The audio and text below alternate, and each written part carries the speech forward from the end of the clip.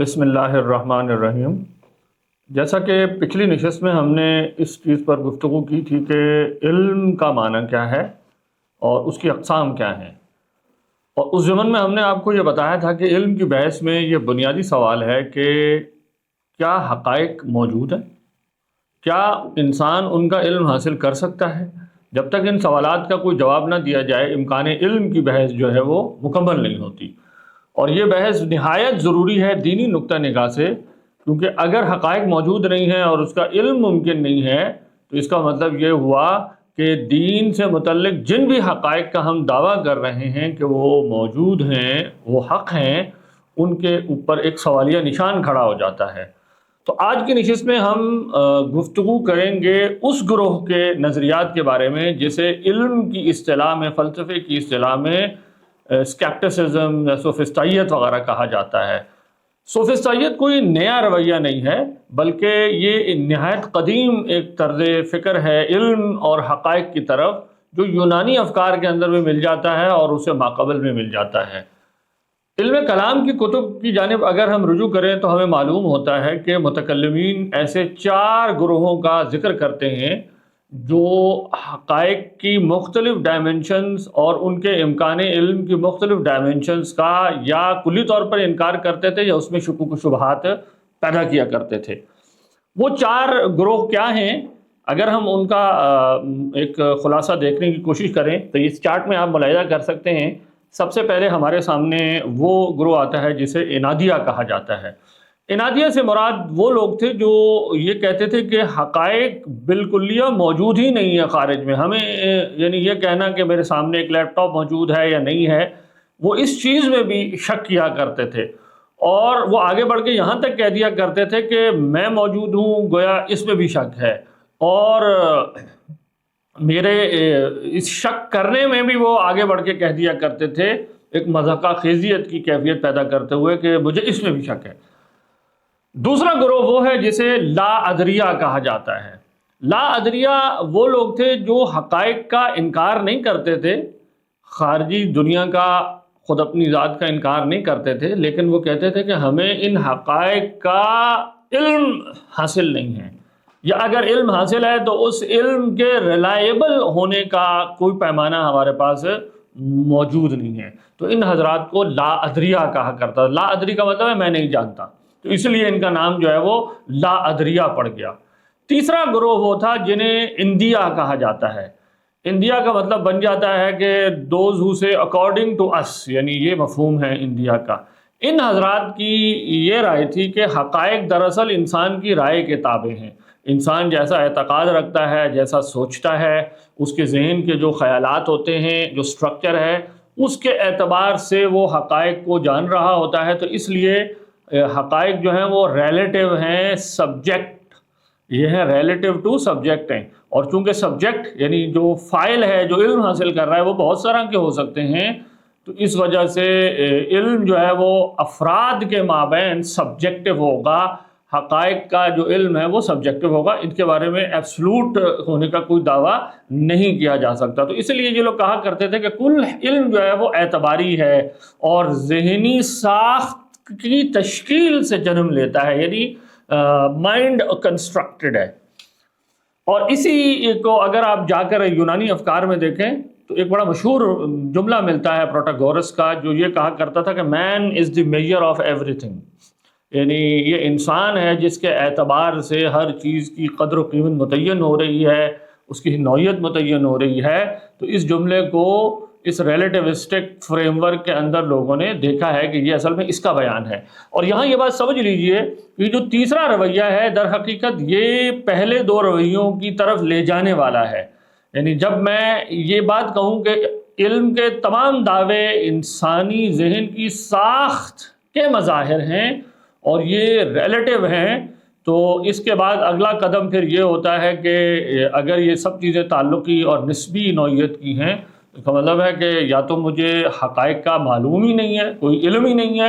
اور یا پھر یہ کہ حقائق موجود ہی نہیں ہے۔ پھر آگے بڑھ کے لوگوں نے مبالغہ کرتے ہوئے یہاں تک کہہ دیا۔ یہ دراصل سٹوئکس وغیرہ جو تھے، یہ ان کے ہاں یہ رائے پائی جاتی تھی، تو ان میں سے ایک کی یہ رائے ملتی ہے کہ حقائق یا تو موجود ہی نہیں ہیں، اگر وہ موجود ہیں تو انہیں جانا نہیں جا سکتا، اور اگر جانا جا سکتا ہے تو دوسرے تک اسے پہنچانا ممکن نہیں ہے، یعنی کمیونیکیشن ممکن نہیں ہے۔ کیوں؟ کیونکہ سب کچھ ریلیٹیو ہے، سب کچھ نسبی ہے۔ یہ جو گروہ تھے، ان کے دلائل کی نوعیت پر اگر ہم ایک مختصر تبصرہ کریں تو وہ یہ ہے کہ ان لوگوں کے نزدیک حواس ہمیشہ قابل اعتبار نہیں ہوتے۔ یعنی کیوں؟ اس کی دلیل وہ یہ پیش کیا کرتے تھے کہ انسان کو ایلیوژنز ہوتے ہیں، ہیلوسینیشنز ہوتی ہیں۔ ایلیوژن کا مطلب حسی فریب، آپ چاہیں تو اس کا ترجمہ کر سکتے ہیں۔ ایلیوژن میں کسی خارجی شے کو جیسی کہ وہ ہے اس کی ڈسٹارٹڈ ایک پکچر حاصل کرتا ہوں، جبکہ ہیلوسینیشن کے اندر میں ایک ایسی چیز دیکھتا ہوں جو خارج میں کلی طور پہ موجود ہی نہیں ہوتی۔ مثال کے طور پر اگر کسی شخص کو کمرے کے اندر ایک بھوت نظر آنا شروع ہو جائے جو کہ وجود ہی نہیں رکھتا، تو ہم کہیں گے اس کو ہیلوسینیشن ہو گیا ہے، یا ایک اس کو جانور نظر آنا شروع ہو جائے، یہ ہیلوسینیشن کہلائے گا۔ اس کے برعکس جو ہے وہ بعض اوقات ایک ورٹیکل لکیر کو اگر میں ہاریزونٹل لکیر سے دیکھوں جس میں خاص طرح کے ایروز لگے ہوئے ہوں، تو جو ہاریزونٹل لکیر ہے وہ ہمیں ذرا طویل نظر آنا شروع ہو جاتی ہے، ورٹیکل کبھی جو ہے وہ چھوٹی نظر آنا شروع ہو جاتی ہے، یا اس کے برعکس۔ یا مثال کے طور پہ ان ایروز کی خاص طرح کی ڈائمنشنز اگر پلیس کر دی جائے تو نتیجتاً جس لکیر کے اوپر ایروز اندر کی جانب مڑے ہوئے ہوں گے وہ آپ کو چھوٹی نظر آئے گی، اور جس میں باہر کی طرف لگے ہوئے ہوں وہ آپ کو ذرا بڑی نہ۔ تو یہ جو ایروز کی ڈائمنشن ہے یہ انسانی مشاہدے کے اندر آنے والی چیزوں کو بڑا چھوٹا دکھانے میں عمل پلیس کرتی ہیں، اور ایسی بہت ساری مثالیں ہیں۔ مثال کے طور پر ہم دیکھتے ہیں کہ بارش جب ہوتی ہے وہ تو ظاہر ہے ڈراپس کی صورت میں ہوتی ہے، لیکن دیکھنے والے کو ایسا لگتا ہے کہ جیسے ایک پوری قطار ہے، ایک لائن ہے پانی کی جو بہہ رہی ہے۔ تو یہ جو اس طرح کے امور ہیں ان کو ایلیوژنز کہتے ہیں، کہ بہرحال کوئی حقیقت باہر موجود ہے اور میں کسی وجہ سے اس کا ایسا مشاہدہ کر رہا ہوں جو اس حقیقت سے جو خارج میں موجود ہے اس سے ذرا فرق ہے۔ ان لوگوں کا کہنا یہ تھا کہ چونکہ ہم مختلف قسم کے ایلیوژنز اور ہیلوسینیشنز کا شکار ہو جاتے ہیں، تو یہ کہنا کہ یہ واقعی ٹرو یعنی ویریڈیکل پرسیپشن ہے یا نہیں، اس کا دعویٰ کرنا ممکن نہیں ہے۔ اور دوسرا طریقہ ان کے دلیل پیش کرنے کا یہ ہوا کرتا تھا کہ یہ مختلف جو فرقے ہوا کرتے تھے، مختلف اسکولز آف تھاٹ ہوتے تھے جو دعویٰ کرتے تھے علمیات کے، علمی قضایا کے، کہ یہ حقیقت ہے اور یہ نہیں ہے، ان کے دعووں میں باہمی ٹکراؤ دکھا کر یہ ثابت کرنے کی کوشش کرتے تھے کہ علم دیکھو ہے ہی نہیں، یہ صرف دعوے ہی دعوے ہیں، کیونکہ اگر واقعی علم موجود ہوتا تو ان کے دعووں میں کنٹرڈکشن نہ ہوتی، ایک یہ کہتا ہے کہ ایسا ہے، دوسرا یہ کہتا ہے ایسا ہے، گویا اس کا نتیجہ یہ ہوا کہ کوئی چیز خارج میں حقیقتاً موجود نہیں ہے، اور اگر موجود ہے تو اس کا علم ممکن نہیں ہے۔ چوتھا گروہ جو اس ضمن میں ہمارے لیے اہم ہے وہ سمنیہ کا گروہ ہے، جن کا دعویٰ یہ تھا کہ حواس سے ماورا کوئی علم نہیں ہے۔ یہ خبر کے جو ماخذ ہے علم کا، جیسا ہم نے آپ کو بتایا علم حاصل کرنے کا ایک ویلڈ طریقہ یہ بھی ہے کہ خبر صادق سے ہمیں کوئی چیز معلوم ہو جائے، کسی مخبر صادق، سچی خبر دینے والے کی اطلاع سے ہمیں معلوم ہو جائے کہ ایک چیز ایسی ہے اور ایسی نہیں ہے۔ وہ کہا کرتے تھے کہ یہ جو خبر ہے یہ علم کا ذریعہ نہیں ہے، تو اسی لیے یہ لوگ غیبی حقائق کا انکار کر دیا کرتے تھے جو انبیاء علیہم السلام بیان کرتے تھے۔ یہ ایک عمومی خلاصہ ہو گیا سوفسطائیہ کی مختلف آراء کا۔ اب ہم اس چیز کی طرف بڑھتے ہیں کہ سوفسطائیت سے بحث کی ضرورت کیا ہے، کیا ہم اسے اگنور کر سکتے ہیں اس رویے کو، کیا یہ بات قبول کی جا سکتی ہے کہ علم پتہ نہیں ہے یا نہیں ہے، یا مجھے حتمیت کے ساتھ کسی چیز کا بھی ادراک حاصل نہیں ہے، کیا یہ بات قبول کی جا سکتی ہے؟ کیا اسی کے ساتھ یہ بات ملائی جا سکتی ہے کہ میں اپنے حواس، اپنی عقل یعنی انسان کی بات کر رہا ہوں، وہ اس اعتبار سے تو کوئی ادراک کا دعویٰ نہیں کر سکتا قطعیت کے ساتھ، تاہم نبی کی خبر سے اسے قطعی طور پر حقائق معلوم ہو جاتے ہیں۔ بعض لوگ ہمارے دور میں علم کو یوں تھیورائز کرتے ہیں کہ میں اپنی ذات کے اعتبار سے تو کسی چیز کی طرف حتمیت کی نسبت نہیں کر سکتا، لیکن نبی کی خبر سے کر سکتا ہوں، اور اس عدم لیاقت کو یعنی میری اس عدم صلاحیت کو کہ میں حقیقت کو نہیں جان سکتا، اس گیپ کے ذریعے سے وہ نبوت کی ضرورت کو ثابت کرنے کی کوشش کرتے ہیں کہ نبی کی ضرورت اس لیے کیونکہ میں خود حقیقت نہیں جان سکتا۔ کیا ہمارے متکلمین کی بحث کرنے کا طریقہ یہ ہے؟ تو یہاں یہ سارے سوالات جو ہیں وہ نہایت اہم ہیں اور ہم انشاءاللہ ان پر روشنی ڈالنے کی کوشش کرتے ہیں۔ تو سوفسطائیت کے ساتھ بحث کی ضرورت یقیناً ہے، اور ہم کہتے ہیں کہ ان کی تردید کرنا بھی ضروری ہے۔ کیوں ضروری ہے؟ اس لیے ضروری ہے کہ اگر یہ بات درست ہے کہ حقائق ثابت نہیں ہیں یا ان کا علم انسان کو حاصل نہیں ہے، تو کل دینی حقائق کے اوپر سوال کھڑا ہو جائے گا کہ کیا یہ واقعی حقائق ہیں؟ کیا یہ میں ان کا علم حاصل کر سکتا ہوں؟ کیونکہ اگر یہ بات درست ہے کہ علم ان کا حاصل ہی نہیں ہو سکتا، تو پھر یہ تمام ماخذات علم کے اوپر، تمام ذرائع علم کے اوپر یہ بات لاگو ہو جائے گی کہ کسی کے خبر دینے سے بھی حاصل پھر نہیں ہو سکے گا۔ لہٰذا اس دعوے کو ہمیں رد کرنا ہوگا کہ علم کا امکان ممکن نہیں ہے، اور اگر یہ بات درست ہے کہ علم کا امکان ممکن نہیں ہے، تو اس کا مطلب یہ ہے کہ وجود باری تعالیٰ کا بھی علم حاصل نہیں ہو سکتا، اور نتیجتاً نبوت کے اس بات کی ہم آہنگ دلیل بھی فراہم نہیں کی جا سکتی۔ ہم نے اس کے اوپر پہلے گفتگو کی ہے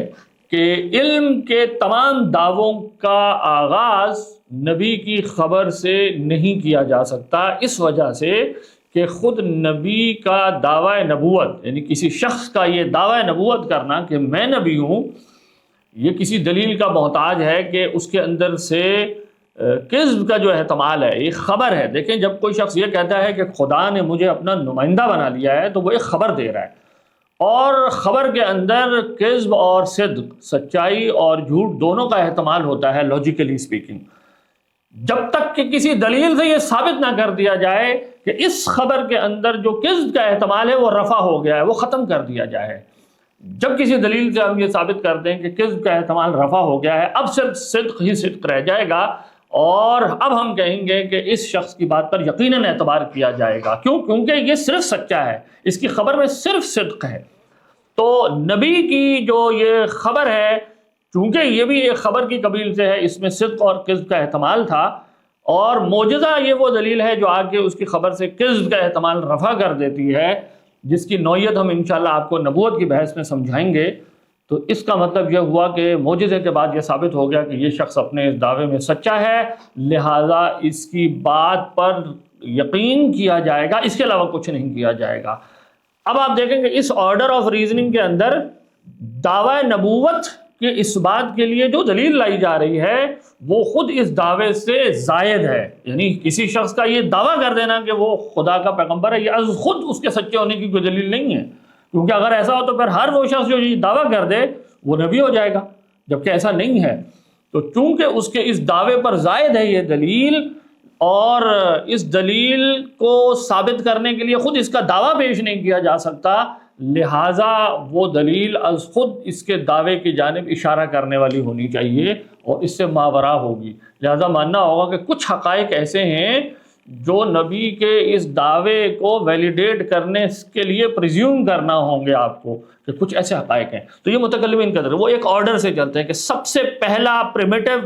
دعویٰ علم کیا ہوگا جو حقیقت سے متعلق ہوگا، تو میں نے آپ کو بتایا تھا وہ علم ضروری سے بات شروع ہوتی ہے، وہ کسی کی خبر دینے کی بات نہیں ہوتی، کیونکہ خبر اپنے اعتبار کے لیے دلیل کی متقاضی ہے، اور ہر دلیل کچھ ٹرو پروپوزیشنز کا تقاضا کرتی ہے۔ تو اگر یہ بات مان لی جائے سوفسطائیہ کی کہ حقائق کا کوئی علم ممکن نہیں ہے، تو یہ بات واضح ہو جاتی ہے کہ پھر نبی کی خبر کا بھی اعتبار ثابت کرنا ممکن نہیں رہ جائے گا۔ لہٰذا متکلمین جو ہیں اس بارے میں بالکل اویئر ہیں کہ ان لوگوں کے ساتھ گفتگو کرنا لازم ہے، اور یہی وجہ ہے کہ علم کلام کی تقریباً ساری بڑی کتابیں علم کی بحث میں سب سے پہلے سوفسطائیہ کے ساتھ بحث کا آغاز کرتے ہیں۔ اور ہمارے ہاں جو مدارس میں ایک بہت مشہور کتاب پڑھائی جاتی ہے جسے عقیدہ نصفیہ کہا جاتا ہے، عقائد نصفیہ کے نام سے مشہور ہے۔ اس کی آپ دیکھیں عبارت شروع کہاں سے ہوتی ہے اس کتاب کی، وہ یہاں سے شروع ہوتی ہے، قال اہل الحق، اہل حق کہتے ہیں کیا؟ حقائق الاشیاء ثابتۃ، حقائق اشیاء ثابت ہیں، اشیاء کے حقائق ثابت ہیں، والعلم بها متحقق،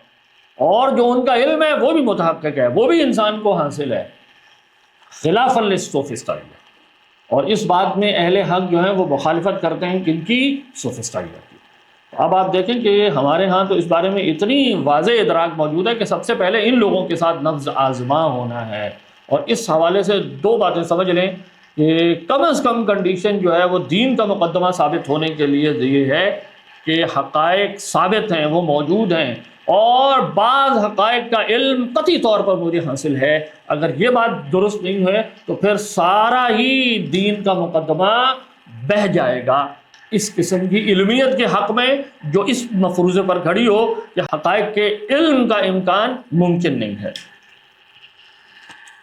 اچھا، اب جیسا کہ ہم نے آپ سے یہ گزارش کی کہ نبوت کے اس بات کی دلیل ما قبل دعوی نبوت کچھ قضایا پر مبنی ہے، کچھ پروپوزیشن پر، کچھ ججمنٹس کو وہ پری سپوز کرتی ہے۔ اب یہاں سے یہ بات ہمیں معلوم ہو گئی کہ دین کے ثبوت کے لیے، دین کی سچائی کے بیان کے لیے دلیل دینے کی ضرورت کی نوعیت کیا ہے۔ یعنی سوال پیدا ہوتا ہے کہ کیا دلیل دینے کی، عقلی دلیل دینے کی ضرورت ہے یا نہیں ہے؟ تو ہم کہتے ہیں کہ بالکل ضرورت ہے، اس لیے کہ ہمارا دعویٰ اسلام کے بارے میں کیا ہے۔ دیکھیں، اسلام کے بارے میں ہم دعویٰ یہ کرتے ہیں کہ اسلام حق ہے، اسلام حقیقت ہے، اسلام سچ ہے، حقیقت کے مطابق ہے، اور اسی لیے ہر شخص پر اس کی تصدیق کرنا لازم ہے کیونکہ یہ حق ہے، اور چونکہ یہ حق ہے اور اس حقیقت کو جانا جا سکتا ہے، اس لیے ہر شخص مکلف ہے کہ وہ اس کی تصدیق کرے۔ اگر اسلام حق ہی نہیں ہے، مثال کے طور پر معاذ اللہ، یا اس کا علم حاصل کرنا ہے، اس کی سچائی اور حقیقت کا بیان ممکن نہیں ہے، تو پھر کسی شخص کو مکلف بنانے کا کیا مطلب رہ گیا؟ یہ کہنے کا کیا مطلب رہ گیا کہ دنیا کے سارے انسان ان سچائیوں کا اقرار کر سکتے ہیں جس سے انسان ابدی عقاب سے بچ سکتا ہے؟ اس کا کوئی مطلب ہی نہیں رہ گیا۔ تو اسلام کے بارے میں یہ دعویٰ کرنا کہ یہ حقیقت ہے، اس بات کو لازم کر رہا ہے کہ میں اس دلیل کو قائم کروں جو اس کے سچ ہونے کی نوعیت کو واضح کر سکے، اس کے حقیقت ہونے کی نوعیت کو واضح کر دے کہ یہ حقیقت میں، یعنی میرا دعویٰ یہ ہے کہ اسلام حقیقت میں پیوست یا اس میں موجود سچائیوں کا بیان ہے۔ تو حقیقت میں پیوست ان سچائیوں کا بیان کیسے ہے، اس کی دلیل لانا تو ضروری ہے اسلام کی سچائی کو بیان کرنے کے لیے۔ تو اس لیے اسلام کی حقیقت کے بیان کے لیے دلیل دینا ضروری ہے، اور اس دلیل کی نوعیت یہ نہیں ہونی چاہیے کہ یہ گویا میرے ذہن کی ساخت کا بیان ہے کہ میرا ذہن کیونکہ ایسے سوچتا ہے اس وجہ سے مجھے یہ حق لگ رہا ہے، بلکہ وہ دلیل ایسی ہوگی جو از خود کسی حقیقت کا بیان ہونی چاہیے، وہ حقیقت کا مظہر ہونی چاہیے، نہ کہ میرے ذہن کا مظہر ہونی چاہیے۔ کیونکہ اگر میری دلیل صرف اتنی بات کہہ رہی ہے کہ میں چونکہ یوں سوچتا ہوں اس لیے مجھے لگ رہا ہے یہ سچ ہے، تو گویا میں یہ کہہ رہا ہوں کہ اسلام کے سچ ہونے کا مطلب بس یہ ہے کہ میں یوں سوچتا ہوں، اور کوئی اور شخص کہے کہ میرے ذہن کا اسٹرکچر کچھ اور ہے، یا کوئی اور ایسی حقیقت یا کوئی اور ایسی مخلوق ہو سکتی ہے جس کے ذہن کا کوئی اور اسٹرکچر ہو، اس کے لیے ہو سکتا ہے اسلام حقیقت نہ ہو، محمد صلی اللہ علیہ وسلم نبی نہ ہو، اور یہ بات بھی جو ہے حقیقت کے گویا وہ کہہ رہا ہے یہ مطابق ہو جائے گی۔ پھر تو ہمارے دلیل دینے کی ضرورت اور نوعیت یہ ہمیں اچھی طریقے سے واضح رہنی چاہیے۔ اور دلیل کی ضرورت کیوں ہے؟ دلیل کی ضرورت بھائی اس وجہ سے ہے، سب سے پہلے خود اپنے لیے، یعنی انسان دلیل قائم کرتا ہے سب سے پہلے اب خود اپنے آپ کو اطمینان دینے کے لیے جس جگہ میں کھڑا ہوں وہ حقیقت ہے یا نہیں، اور اگر یہ حقیقت ہے تو یہ ما قبل کن پروپوزیشن سے ڈرائیو کی جا سکتی ہے، بتایا جا سکتا ہے کہ یہ اس طریقے سے، اس وجہ سے حقیقت کا بیان ہے، تاکہ میں خود اپنے آپ کو مطمئن کروں کہ ایسا تو نہیں میں حقیقت سے باہر کھڑا ہوں۔ تو حقیقت کی دلیل خود اپنے اطمینان کے لیے ہوتی ہے، سب سے پہلے نمبر پہ یہ بات سمجھ لیجیے۔ دوسرے نمبر پر یہ دوسرے کے بیان کے لیے ہوتی ہے، یہ دوسرے کے لیے ہوتی ہے۔ دوسرے کے لیے دلیل بھی دو پہلو سے ہوتی ہے، ایک یہ کہ میں خود اپنے آپ کو ہی اس میں اطمینان دے رہا ہوتا ہوں کہ اگر وہ شخص کوئی ایسا دعویٰ کر رہا ہے جو میرے دعوے کے خلاف ہے، اس پہ شک پیدا کر رہا ہے، اس کے خلاف وہ کوئی نقد لا رہا ہے، کوئی اعتراض لا رہا ہے، اور مجھے اس کا جواب معلوم نہیں ہے، تو نتیجہ کیا نکلے گا؟ تھوڑے دیر کے بعد میرا اپنا ایمان، میرا اپنا عقیدہ بھی جو ہے وہ شکوک و شبہات کا شکار ہو کے حقیقت کے بارے میں مزمحل ہو جائے گا۔ تو اس کا مطلب یہ ہوا